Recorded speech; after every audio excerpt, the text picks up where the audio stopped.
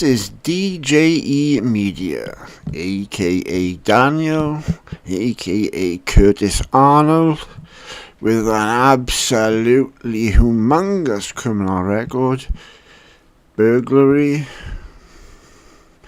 jumped a red light and tried to blame his granny, been done for drink driving, perverting the courts of justice, and but what absolutely blows my mind, right? Blows my mind beyond all belief.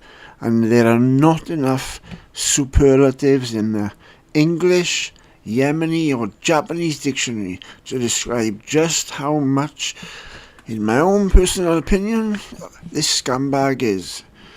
These offences, which, wow, are widely available via disgusting.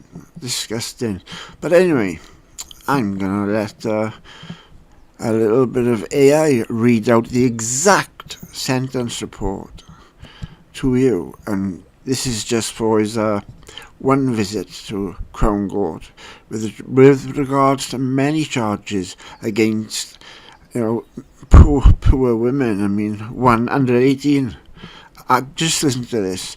How YouTube actually thinks it's okay for this guy to go along with Charlie Veitch's bodyguards, and film and harass innocent, vulnerable members of the public with addictions and stuff, and actually pay him for it. And this guy himself, he's still under a sexual harm prevention order. Still.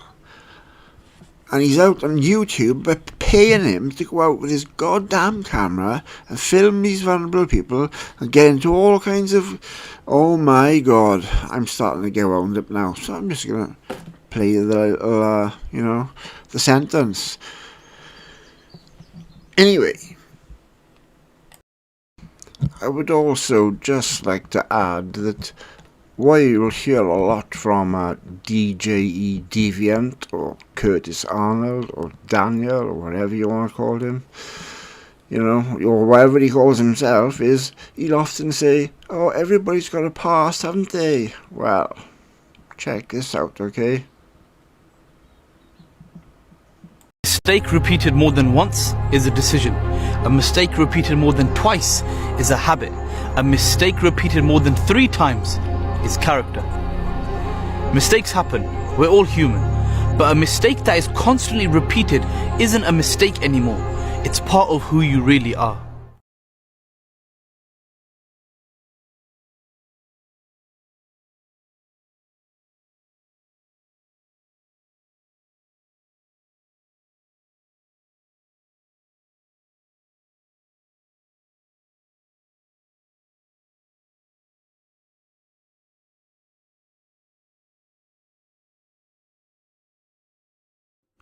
Now, for the very first time, I can show you the proof that Curtis Arnold is lying and that he is subject to a sexual harm prevention order. The document you're looking at is the official transcript of a sentencing hearing that took place at Harrow Crown Court on the 8th of February 2019 in the case of Regina and Curtis Arnold. The case number was T for Tango 201 80379. And the sentencing judge was Her Honour Judge Rosa Dean, and it was that judge who authorised the release of a transcript to myself. PDF copies of the files with the transcript can be found using the link provided in the video description. I am now going to read to you key parts of the transcript. These are the words of Judge Dean in her sentencing of Curtis Arnold. You now fall to be sentenced for 12 counts of fraud relating to 12 separate victims.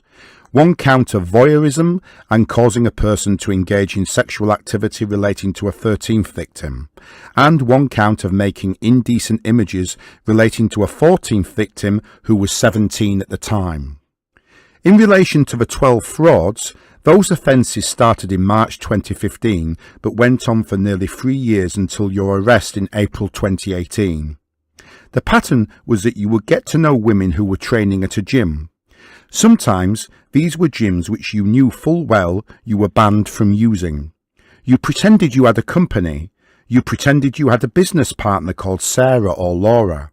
You would ask the young women to model clothes for modelling or research purposes, offering them payment or free clothes in return. The clothing was deliberately tight-fitting. You took photographs, and there were occasions which you posted those photographs up onto your social media account without their knowledge, something I consider a particularly aggravating feature of this case. The women were of course lied to because they never got the payment of the clothes, and they were left feeling embarrassed and some of them humiliated. You sometimes met these women late at night when there were few people around in the gym. And I've looked at some of the text messages in this case which show not only are you a determined liar, but at times there would be a degree of unpleasantness close to bullying. You approached HC by Facebook in March 2015 telling her, as you were, that you were a powerlifter, telling her that you made videos for a friend's company and asked her to model prototype leggings. You then met her at a gym in the Royal Holloway. You had your 10 to 20 pairs of leggings with you. You asked her to put a pair on and bench press, and you filmed her in a way that made her feel uncomfortable. You also asked her to try on several other pairs of leggings which she saw were old and worn and sweaty, and indeed one pair had been altered at the front so that it showed her pubic area. Of course, she foolishly agreed to wear several other pairs but felt very uncomfortable, and then had the humiliation of realising that you had uploaded footage of her onto YouTube. And so it was that she was your victim. Your next victim was in April 2015. She used to go to the gym where you mainly trained. She did not like the way you looked at her, but you came over telling her you were a powerlifter and offered her assistance, and then later asked if she would be interested in doing some videos for a legging company, pretending that you worked with someone called Sarah. And then on the 10th of April 2015, provided her with low-cut leggings, filming her doing exercises. And of course, she too was to realise that this was all a lie, and she became aware of your YouTube account. And she set out the harm that you have caused her in her victim personal statement. And of course she says the obvious. Had I known that your purpose was for your own sexual gratification, I would never have consented to you watching or filming me at all. I now feel scared because you have intimate images of me. I'm concerned about what you might do with them. That May, you defrauded DC, offering her money to model leggings and making her pose, asking her to pull her buttocks apart. The same month you defrauded Ms. M at another gym in Fulham. She felt very uncomfortable throughout the whole process. In February 2017, again in Fulham, you approached Ms. C with the lie about having a prototype, and the light-fitting reflecting material meant she would not have to wear any underwear. And you made her squat and stretch in these leggings to the point that her pubic hair could be seen. And of course she was lied to, and of course there was no payment for her. In August 2017, you defrauded LS, and you got her to agree to be filmed in her own clothing at work. She believed this was for research purposes. That November, you defrauded HM, again getting her to pose in leggings, asking her to give herself a wedgie. And she noted that a pair you asked her to wear did not have any crotch, and that her underwear would be fully on view.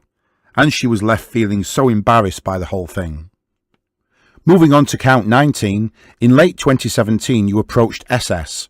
You pretended you had your friend called Sarah and that you had a proper purpose for taking their photographs, which you did not. And she stopped agreeing to be photographed when she realised that you wanted her to be in rather lewd poses. In January 2018 you defrauded JJ, again lying to her that you were doing research work, getting her to put on a pair of leggings that was so low she felt almost naked. In February 2018 you defrauded EM at a different gym, again pretending that this was for research purposes. And in this incident a very unpleasant feature is that you asked her to go into the toilet with you to have further underwear photographs taken, telling her that most personal trainers do this in order to obtain measurements. Thankfully she refused, but she described how when she became pretty angry with you, you were not at all pleasant back to her. In March 2018 you defrauded an old school friend KC, and you approached her under your fake partner's name of Laura and told her all sorts of lies about this Laura. and the facts of that are set out in the opening note. And then in April 2018, in the evening at a gym that you had been banned from using, you defrauded SH. Again, pretending you had this business, getting her to meet you quite late, taking photographs of her, getting her to put her pants up and carry out the wedgie test that she all found rather strange and made her feel rather uncomfortable. And she, of course, in due course reported what had gone on to the gym staff. So those, in an outline, deal with the frauds. SE, as you well knew, was underage. You well knew because you had been part of her induction to the gym. She was 17 years old when you took photographs of her. She described being led to a private training area at the back of a gym, asked to try on different pairs of leggings, asked to walk on a treadmill so that photographs could be taken from behind, and then of course for voyeurism, and causing a person to engage in sexual activity without consent went on in March 2018. When you approached Ms. B by Instagram, offering her money to model leggings. You were pretending to be Laura. There was in due course a meeting. She was asked to wear a dress that rode up to reveal her buttocks, and she was asked to be on the treadmill. She was asked to jump about in an unsupportive sports bra, based on a lie. She was asked to model leggings which were thin and see-through, and invited to conduct the wedgie test. And of course she was invited to massage her bottom with a toy. It never penetrated, but that was what she agreed to do, and was filmed doing. And of course she was asked to lie on the changing room floor with a thong on her back with her legs spread. And she consented to this because she believed she was assisting you with your research. And of course she never got the money, and indeed was told that there would be no money unless she met you again. Now, of course, back in 2016, the police spoke to you because they had had reports about your activities. You complained that there was a Facebook campaign against you, which there was, but it is of great concern that the police gave you some very strong advice about your future behaviour, which you completely ignored. And then in April 2018, when you were finally arrested and interviewed under caution, you gave an extremely detailed and elaborate story. Indeed, it was an extremely bold lie. Now you are 30 years old, you have a large number of previous convictions. I recognise that there was a gap of 5 years before your last offences, and that may be inaccurate. I've taken that from the pre-sentence report. Looking at your antecedents, 18 convictions for 31 offences. Your last court appearance before these offences, September 2013, so in fact just about 2 years or even less before your offences. Offences for violence, for dishonesty, for arson, and for perverting the course of justice. The author of the pre-sentence report, of course, highlights that the offences back in 2007 and 2009 demonstrate a misogynistic attitude to women. The perverting the course of conduct relates to quite determined lies about who had been driving. And the arson, which is always a troubling conviction, I am told relates to setting fire to curtains in a restaurant when you were high on ecstasy. So it seems to me that your previous convictions are an aggravating feature of the case, although of course I recognise that they were not for sexual offences. I have to sentence you, of course, in consultation, or rather by following the definitive guidelines, and I turn first of all to the fraud guidelines. Everyone agreeing that they do not easily fit into the guidelines because of a sexual element to this case, but in terms of higher culpability, which is not contested, this was plainly an elaborate deception. It went on for over 3 years. You made up a business partner, you made up fake media profiles, you attended gyms which you were banned from attending, you misled the victims about your status at those gyms.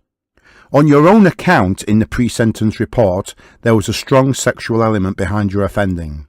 Many of these offences took place after the police had given you advice. And of course, in terms of the harm, there was some financial loss to the complainants, in the sense they never got paid or they never got clothing. But the harm here really was that at the time many of these young women felt that you were weird. Later on they felt exploited and humiliated. And of course, as they, young women, get older, they are going to feel more and more foolish about what was going on. And of course, a real aggravating feature I have already referred to is the fact that some of these images were put up on social media without their consent, which is extremely alarming for the women concerned. In terms of remorse, you will have to understand that I hesitate in accepting that you are genuinely remorseful. The reason for my hesitation is that these offences went on for a very long time, they were very manipulative, and you spun a very elaborate lie in interview.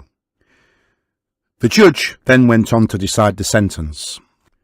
Amongst other remarks at this point, the judge observed that Curtis Arnold had effectively humiliated a 17-year-old girl, a girl you knew to be 17. I just thought I would reiterate that point. The judge then said that the total sentence that he would serve is a sentence of 40 months imprisonment.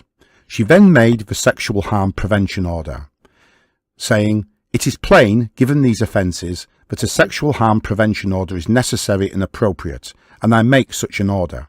Now, Mr. Arnold, it is very important that you comply with the sexual harm prevention order. The length of the order will be commensurate with the length that you are on the sexual offences register.